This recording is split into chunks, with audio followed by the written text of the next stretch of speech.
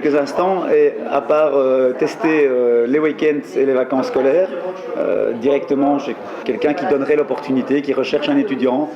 Donc tester les jobs étudiants, je ne vois pas ce qu'on peut faire d'autre pour savoir si on aime ou pas. Parce qu'à la base, dans les métiers indépendants, on a 14 ans. Déjà, comment est-ce qu'on fait pour être en contact avec les indépendants? On accompagne les parents faire les courses, on voit des commerçants. Si on est sur le marché, on voit tous les types d'articles qui sont vendus. Dans la vie de tous les jours, on se balade dans une rue, dans les rues commerçantes, dans les villes, dans les centres commerciaux. Et puis parfois, on peut se dire, voilà quoi, on va au resto, et dire, ah, tiens, c'est sympa, je ferais bien la restauration. Parce que pourquoi? Des fois, on tombe sur un serveur qui est sympa, qui a l'air d'être épanoui dans la vie. Ouais, je sais, c'est cool. Voilà, un barman qui lance des bouteilles, qui fait des cocktails à plusieurs couleurs. Oh, c'est chouette. Pourquoi est-ce qu'on choisit quelque chose plutôt que d'autre? Comme je disais tout à l'heure, j'ai un ami qui a pondu un jour à 16 ans de devenir boucher. Et il n'a jamais expliqué pourquoi, hein. Ça lui est venu comme ça. Il dit, oh, je crois que j'ai envie d'être boucher. Ah bon, ok. Je l'ai toujours envié parce que des années plus tard, moi j'ai un parcours un peu bizarre, mais je n'ai jamais su vraiment choisir, de dire, ah oui, ça y est, j'ai un coup de foudre pour un métier, c'est une chance extraordinaire, quoi. Et de pouvoir le faire toute sa vie. Donc voilà, je pense que c'est au ressenti les conseils à donner. Ou alors peut-être c'est une fois qu'on a choisi ce qu'on voulait faire, automatiquement on va quand même toujours tourner autour du même problème, c'est de se dire comment savoir si j'aime. Voilà. Et puis des fois on va tomber dans un métier, le patron est pas sympa, oh non j'aime pas ça, pourquoi? Non, le métier est chouette, c'est peut-être le patron chez qui tu as travaillé qui te plaisait pas. Moi je suis devenu indépendant parce que justement dans l'ORECA, quand j'ai eu l'occasion de travailler à partir de 19 ans, je tombais sur des patrons pas très sympas. Donc je me suis toujours dit, si c'est comme ça le milieu du patronat, moi je préfère devenir indépendant, je veux plus de patron au-dessus de moi, même si, entre guillemets, dans le pire des cas, je gagnerai le salaire d'un employé ou d'un ouvrier, au moins j'aurai personne qui viendra, qui sera désagréable avec moi, quoi, en fait. Donc c'est comme ça que moi je suis parti dans l'idée d'être indépendant. J'ai eu un peu de chance, c'est d'avoir un papa qui était indépendant, une tante, sa sœur qui était indépendante aussi. Donc ça ouvre un petit peu les yeux, les oreilles, on voit un peu comment ça se passe, le mode de vie qui est plus libre, on choisit ses jours, ses horaires, il y a beaucoup de liberté quand on est indépendant évidemment, mais après, j'ai lu quelque part, choisis de faire quelque chose que tu aimes, mais tu ne travailleras jamais dans ta vie, tu n'auras jamais l'impression d'aller travailler, c'est de l'amusement, quoi. Donc on ne compte pas ses heures. Non, j'ai lu, c'était une phrase qui m'a marqué. Je ne sais pas de qui c'est. Un philosophe certainement. Surtout si justement à 14 ans on a envie de se lancer dans un job, à mon avis c'est souvent une tranche de la population où les parents n'ont peut-être pas fait d'études, où ils n'ont pas facile du tout dans la vie. Donc forcément on est moins enclin à faire des études poussées et on se retrouve à 14-15 ans un peu en décrochage. On n'a pas des bons points, donc on se dit je vais aller travailler. Ce qui n'est pas plus mal, parce que des fois on va pouvoir s'épanouir plus en allant faire de l'apprentissage que de faire 8 années en étant juste limite dans les points, sortir avec un diplôme et finalement on est perdu dans la vie, on se dit mais qu'est-ce que j'ai foutu pendant autant d'années à l'école? J'ai rien appris qui va me servir pour plus tard, à part être employé communal. Quand on a le diplôme, il vaut mieux être un bon manuel qu'un mauvais intellectuel. Maintenant si on peut être un peu des deux pour être équilibré, tant mieux. Moi j'ai choisi, on m'a poussé un peu à faire des études, j'étais en électromécanique, mais alors j'avais des cours en même temps que ceux qui avaient les cours généraux, donc ce sont des cours de transition, donc j'étais en technique de transition, puis en dessous de nous, façon de parler, au niveau intellectuel, il y avait la qualification qui était moitié-moitié, et les professionnels où il y avait 80% de manuel bien sûr. Et moi, à 19 ans, 2-3 ans après, quand je réfléchis, je me dis, j'aurais jamais dû me lancer dans des études aussi difficiles pour moi, parce que pas très courageux pour étudier. Je réussissais en général la moyenne, parce que j'étais pas plus bête qu'un autre, mais c'est un entraînement de réussir l'école. Étudier, c'est un entraînement. C'est pas après la 4e ou la 5e où on se dit, ah merde, je vais commencer à travailler pour terminer mes études. Non, c'est une grosse erreur. Parce qu'on le voit bien, ceux qui ont des 90% en primaire, en 6e primaire, quand ils démarrent, ils font toujours partie des premiers de classe, mais on n'est plus dans les 90%. Ils chutent chaque année un petit peu de 5-10% pour terminer peut-être la réto avec 70%. C'est magnifique, quoi. Faire une réto avec 70%. Donc l'idée de se lancer dans l'apprentissage, justement, je crois que c'est peut-être mieux. Et eux, peut-être que s'ils réussissent dans la vie, pourront peut-être offrir plus d'aisance à leurs enfants, qui eux feront peut-être plus d'études. Mais finalement, c'est pas synonyme de réussite, quoi. J'entends souvent dire que combien de gens font la médecine, combien de gens font avocat, et puis finalement, c'est pas pour ça qu'ils arrivent à trouver du boulot. Il y a des avocats qui se retrouvent taxis à Bruxelles pendant quelques années, avant de peut-être pouvoir... ça servira toujours, hein, des études, ça ouvre l'esprit, ça nous rend plus intelligents, mais c'est pas pour ça qu'on s'épanouit. Et de nouveau, on revient sur le problème d'argent, c'est que on a tous tendance à se dire j'ai besoin d'argent pour m'offrir ce que je veux. Oui, mais t'as beau gagner une fortune, oui, ça va te servir les premiers mois, les premières années. Puis après, si tu n'aimes plus ce que tu fais, tu es malheureux. Donc quelque part, tu te rends bien compte que c'est plus l'argent qui compte à ce moment-là, c'est l'équilibre, enfin c'est le plaisir, c'est le plaisir de vivre, c'est de trouver un équilibre entre le nombre d'heures que tu travailles. J'ai des amis qui font 15-20 heures par jour. Oui, dans quelques années, ils vont toucher le jackpot. Tant mieux si ça se passe comme ça. Maintenant, il y a des gens qui ont travaillé toute leur vie, qui mettent de l'argent de côté, et à force d'être économes, et de se sacrifier toute leur vie, des fois on arrive à un âge où on tombe malade et on ne profite pas de l'argent qu'on a accumulé toute sa vie. Donc il faut bien choisir quelque part, s'amuser dans le sens prendre du plaisir à faire ce qu'on fait et faire quelque chose qu'on aime. Et très vite se poser les bonnes questions. Est-ce que j'aime bien? Est-ce que je suis épanoui dans ce que je fais, quoi. L'argent de côté, quoi. Même mon père qui engageait de temps en temps des étudiants, me faisait la remarque, celui qui te parle d'argent en arrivant, ah, combien on gagne ici? Il n'y a que ça qui t'intéresse? Ok, c'est pas bon. C'est d'abord prouver ce qu'on vaut avant de commencer à parler d'argent, quoi. Je veux dire, ça doit vraiment être mis sur le côté. Et je crois que la plupart des patrons sont sensibles à ça. C'est de se dire quelqu'un qui respecte le job, quoi, finalement. Et par respect, j'entends plein de détails, hein. Arriver à l'avance, t'as rendez-vous à 10h, t'arrives à moins quart, parce que, comme dirait un ami, t'arrives pas à 10h quand tu commences à 10h, c'est pas possible, à 10h t'es en retard. Parce que le temps d'aller changer ton truc, tu bois ta tasse de café, tu mets ton tablier par exemple, elle est déjà 10h05. 5 minutes par jour, autant de fois par mois, autant au bout de l'année, le patron il fait son calcul, il n'est pas rentable ce type-là.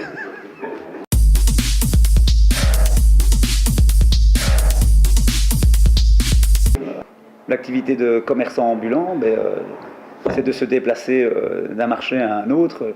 Chaque jour, il y a plusieurs marchés un peu partout dans le monde. Puis il faut sélectionner les marchés les plus intéressants financièrement. Donc je suis un vendeur de fruits et légumes en détail. Je change de patelin tous les jours. Pour moi, ce qui est important, je dirais, pour les fruits et légumes, c'est la fraîcheur du produit. Parce que c'est la première chose qu'on voit, les gens voient tout de suite si un produit est frais ou pas. Ensuite, la qualité, parce que on va chez un fournisseur, il y a de l'extra, il y a du premier choix, puis il y a du deuxième, du troisième, et ainsi de suite. Après, chaque commerçant choisit quelle qualité il a envie de travailler. Le choix se fait aussi en fonction de la région où on a décidé de vendre nos produits. Un produit ne va pas se vendre de la même façon si on est dans la province du Hainaut, dans le Namurois ou dans le Brabant wallon. Automatiquement, en fonction du pouvoir d'achat de chaque région, les articles sont choisis. Puis sur un marché, c'est comme dans une ville, c'est la même chose. Il y a des places stratégiques, il y a des endroits où on est mieux vu. Donc forcément, les plus anciens commerçants sont souvent bien placés, ce qui est logique, qu'ils ont commencé suffisamment longtemps en arrière pour être bien placé. Puis le dernier arrivé, dernier placé, on est au bout du marché. Donc au début, il faut se faire connaître. C'est pas évident de travailler des produits extra quand on commence ce métier-là, parce que sont des produits très chers. L'alimentation, fruits et légumes, c'est fragile. Si on ne vend pas, on a des pertes. Automatiquement, bon, on doit faire attention à ça. C'est la première chose auquel on fait attention. C'est les quantités qu'on achète. C'est aussi pour ça que très peu de gens se lancent dans ce métier-là. Parce que tout le monde se dit c'est du périssable. Mais en même temps, dans mon cas, je dirais tant mieux que très peu de gens se lancent. Ça fait quelque part moins de concurrence.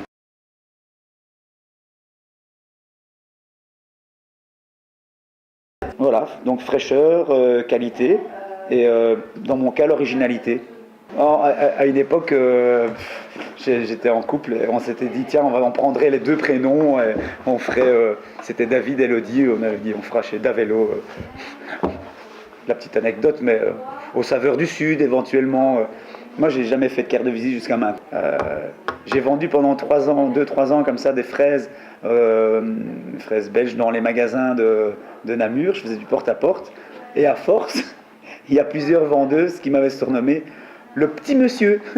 Ah oui, j'ai acheté des fraises au petit monsieur. Voilà, n'étant pas grand, le petit monsieur. Et parfois ça m'a traversé l'esprit de me dire tiens, pourquoi pas, je mettrais bien au petit monsieur, le petit monsieur, mais bon. Voilà quoi, carte de visite.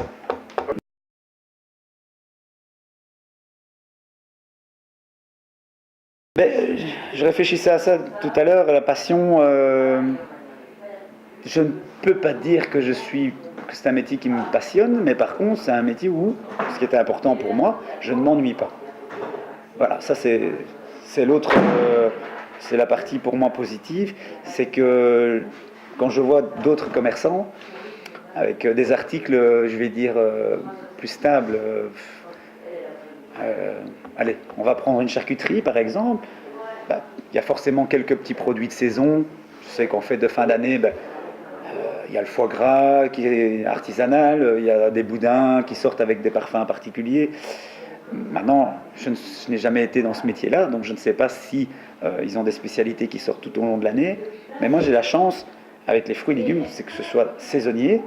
Donc, toutes les deux, des fois, j'ai l'impression que toutes les semaines ou toutes les 2 semaines, il y a un nouveau produit qui revient, en fait. Donc, il y a déjà les produits saisonniers. On va parler de la saison du raisin qui s'est terminée il y a peu. Quand on dit saison de raisin ici en Belgique, 90% vient d'Italie, il y a une partie française, et puis il y a un tout petit peu de raisin. Le choix, ce que l'on présente aux clients est renouvelé en permanence. Voilà, ça c'est quelque chose d'important pour moi. Et je me suis dit, tiens, la charcuterie, j'aurais peur de me lasser, de couper des tranches de jambon tout au long de l'année, parce que ce serait le même jambon. Même si, forcément, avec l'expérience que j'ai en fruits et légumes, je prendrais un Saint-Daniel, je prendrais un jambon de Parme et un type Parme, pour avoir des qualités différentes en fonction du budget des gens. C'est ce que je fais depuis 2 ans, c'est d'avoir pour le même article plusieurs qualités. Clémentine ici par exemple, j'ai eu la clémentine, il faut savoir, pour ceux qui ne savent pas, c'est qu'on est toujours envahi par les produits espagnols, puisque c'est eux qui écrasent les prix tout au long de l'année pour tous les articles. C'est toujours eux les premiers à envoyer donc les premières fraises de l'année, c'est l'Espagne. Les premières clémentines ici dernièrement, c'était l'Espagne. Moi, je me suis spécialisé dans les produits italiens et français, ce qui me permet d'avoir donc un premier prix pour les gens qui se disent moi je veux manger de la clémentine, peu importe d'où elle vient, je veux qu'elle soit bonne, sucrée, sans pépins, toutes les qualités, mais surtout qu'elle soit pas chère. Hop, je prends un produit espagnol. Puis j'ai les clients qui se sont habitués depuis plus de 10 ans chez moi à trouver des produits d'origine italienne, quand je peux avoir des produits non traités, naturels le plus possible. Ça, on peut appeler ça du bio, mais non certifié. Donc il y a des gens qui travaillent encore de manière artisanale, qui ne mettent pas de pesticides, mais qui ne font pas appel à la société Certicis. Ils disent voilà, moi je veux payer autant, venez me contrôler, je les papiers comme quoi c'est du bio. Donc tous les agrumes en général sont naturels en Sicile ou dans le sud de l'Italie. Il y a un peu de pesticides certainement pendant la période de production, parce qu'ils n'ont pas le choix, mais après récolte, il n'y en a plus. Donc on ne peut pas appeler ça du bio, mais le plus naturel possible. Maintenant, d'un producteur à l'autre, il y en a peut-être qui exagèrent, d'autres qui sont raisonnables, tout simplement. Donc j'ai le produit italien, et après je prends l'extra, qui est un produit qui n'est pas forcément meilleur que les autres, mais qui est plus rare. Et que les gens se disent, ah tiens, chez ce monsieur-là, on trouve ça. Donc j'ai travaillé la clémentine corse, ça fait 2 ans de suite. Alors on a un produit 2 €, 4 €, 6 € quoi. Des prix au kilo. Hein,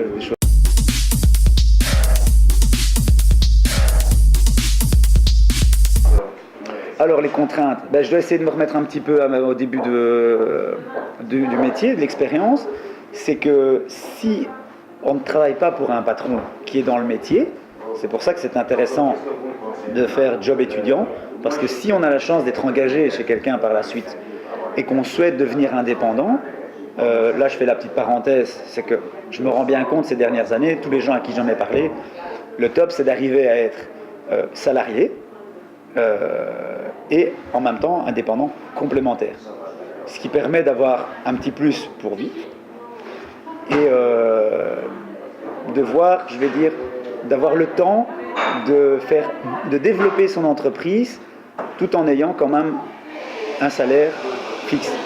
Donc, la contrainte, ça c'est la petite parenthèse. La contrainte pour toi, c'est vraiment d'être indépendant à part entière. Oui, mais ça non, pour moi c'est pas une contrainte, mais je faisais une petite parenthèse parce que je dis tiens, on parlait des conseils tout à l'heure.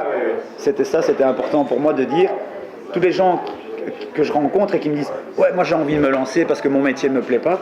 T'as un boulot fixe, t'as un contrat à durée indéterminée, ne te rends pas compte, rends-toi compte plutôt la chance que tu as. Il y a énormément de gens qui n'ont pas de travail, donc garde ton travail le plus longtemps possible, et si tu as envie, mets-toi indépendant complémentaire parce que les charges sont plus basses.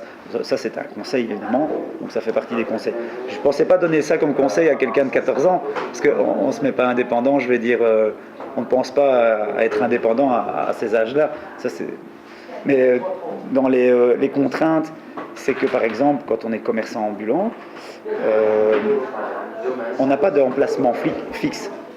Soit on fait une demande et on dit dès le départ, voilà, je souhaite venir présenter mes produits sur votre marché. Donc il y a quelqu'un avec qui on est en contact à la commune. Et dans le cas où il n'y a pas d'emplacement fixe, on doit venir se présenter à une heure précise, attendre qu'il y ait soit un tirage au sort, soit en fonction du métrage que l'on recherche, il y a quelqu'un qui représente la commune qui est présent à une heure précise et qui dit ben voilà, il y a X emplacements. En général, on donne priorité à l'alimentaire. Il y a des marchands qui font de la démonstration. Sur certains marchés, c'est eux qui ont priorité, avant même, je vais dire, l'alimentaire. Il y a souvent des emplacements prévus exprès pour eux. Hein. Et après, si on a besoin de 3 mètres, qu'il y a une place de 5 mètres, on va essayer de mettre quelqu'un qui correspond à l'emplacement. Et il y a aussi comme priorité l'ancienneté. Donc par exemple, quelqu'un démarre au printemps, mais il y a une autre personne qui n'a pas d'emplacement fixe, mais qui est venue tout l'hiver. On va donner priorité à quelqu'un qui vient se présenter, qui a travaillé sur le marché depuis un certain temps. Donc la première contrainte de ce métier, c'est qu'on n'a pas forcément d'emplacement. Donc si on ne peut pas s'installer, on ne peut pas vendre. Donc c'est déjà avoir l'occasion de présenter ses produits à la clientèle. Si on n'a pas de place, c'est déjà compliqué. Donc où on a de l'argent de côté dès le départ et on cherche des emplacements à racheter, parce qu'il y a des gens qui arrêtent leur numéro de TVA, ils arrêtent leur carrière et ils ont le droit de revendre leur place, comme un commerce sédentaire. Ça c'est la première chose. La contrainte auquel tout le monde pense en général, c'est le temps. Aujourd'hui, on s'est pris la neige. Voilà, c'est pas gai. Automatiquement, le chiffre d'affaires est en baisse, il y a moins de monde. Puis la concurrence des centres commerciaux est énorme, quoi. Si j'avais beaucoup d'argent, je m'installerais aussi forcément dans un centre commercial où il n'y a que des avantages. Imaginons Louvain-la-Neuve, on arrive en voiture, on se gare en dessous, c'est magnifique. Maintenant, c'est fait pour les gens qui ont de l'argent, parce que 1 heure ou 2, je ne sais plus, 6, 7 ou 8 euros de parking, ça va très vite. Hein. On est au chaud en hiver et il y a de l'air conditionné en été. Maintenant, le rapport, évidemment, entre les commerçants qui sont dans des centres commerciaux, c'est qu'en général, rares sont les patrons qui sont présents. Donc on a des gérants et du personnel. Il n'y a pas le même rapport avec les artisans, entre guillemets, les commerçants artisans, où il y a un contact, il y a plus de social, il y a beaucoup plus de communication sur les marchés. Donc ça c'est bien. Pour la clientèle, je veux dire, il y a des gens qui aiment, il y a vraiment des clients qui adorent l'ambiance du marché et qui n'aiment pas aller acheter. Dans mon cas par exemple, j'ai aussi encore une chance, l'avantage, c'est que c'est le seul produit qui me fait vivre. Donc j'ai tout intérêt à ce que tout soit parfait, que le client soit satisfait et qu'il ait envie de revenir. Donc je suis toujours en train de chercher ce qu'il y a de plus frais, de meilleur à manger, le plus sucré, le plus goûtu, pour que quand les gens goûtent...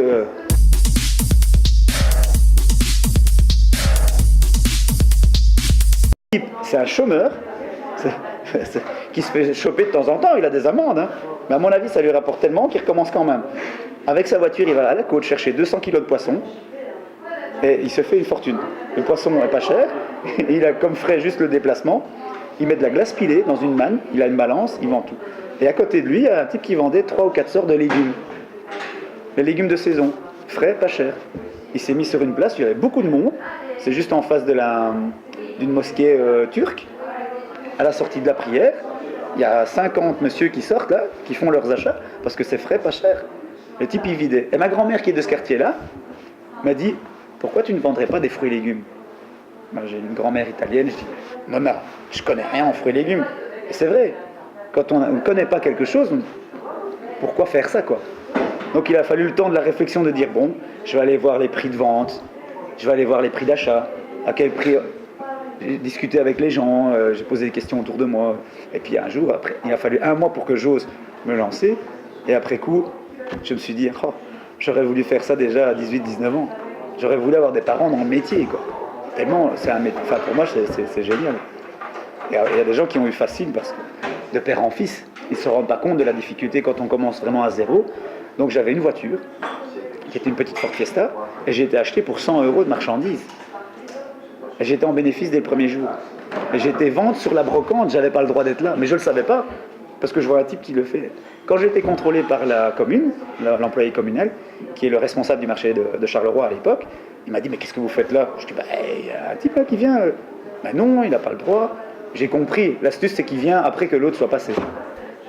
Évidemment, c'est quelque chose qui n'est pas vraiment grave. Donc on ne va pas envoyer la police, commencer à dire qu'est-ce que vous faites là, machin chouette. De temps en temps, il y a des choses comme ça qui sont un peu légères, on n'embête pas les gens. Quelque part, il ne fait rien de mal, hein, il vend.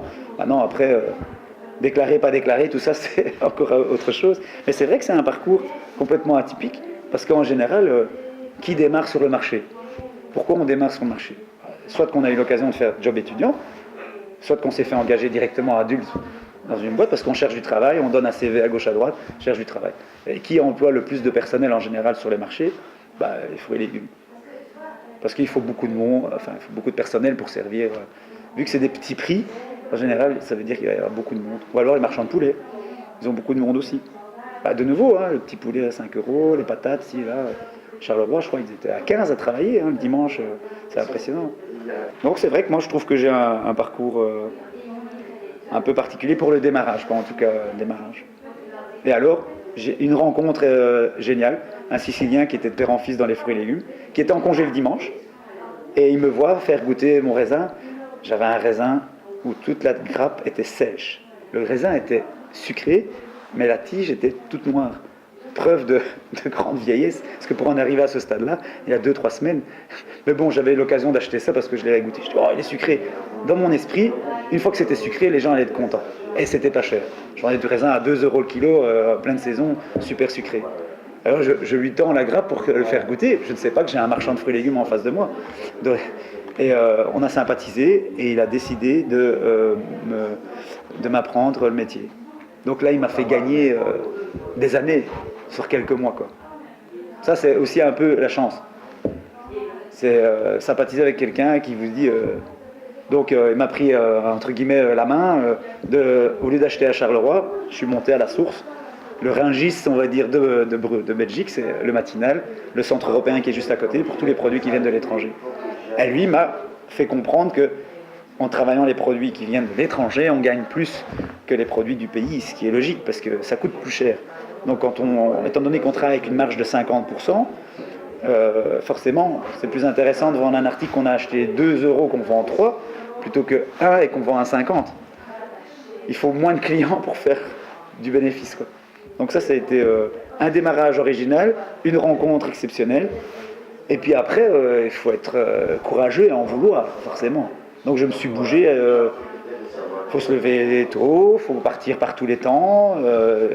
Quand ça va pas quelque part, on se dit bon, j'ai 5 marchés. Au début, ma priorité c'était où je vais aller vendre mes produits, sur quel marché je vais aller. Donc tu vas sur le premier marché du week-end parce que c'est le plus gros, et tu poses des questions aux voisins qui vendent pas le même article que toi. Toi, tu vends des chaussures. Qu'est-ce qu'il y a comme bon marché le mercredi je cherche. Voilà. Communication, et après on finit par savoir qu'est-ce qui est bon, pas bon. Maintenant, ça peut être très bon pour un marchand de chaussures et très mauvais pour moi. Pourquoi? Parce que lui, ils sont peut-être à deux marchands de chaussures sur le même marché, et en fruits et légumes, on a peut-être 10. Voilà. Donc à nous aussi de trouver des marchés où il y a moins de concurrence.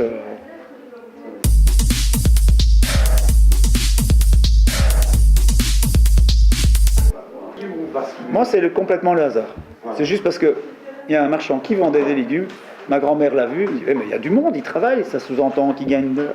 Pourquoi pas faire ça? C'était une très bonne idée. J'en remercie régulièrement, hein, quand je vois ma grand-mère, de temps en temps, je reparle. Je dis, tu te rends compte que c'est grâce à toi, hein?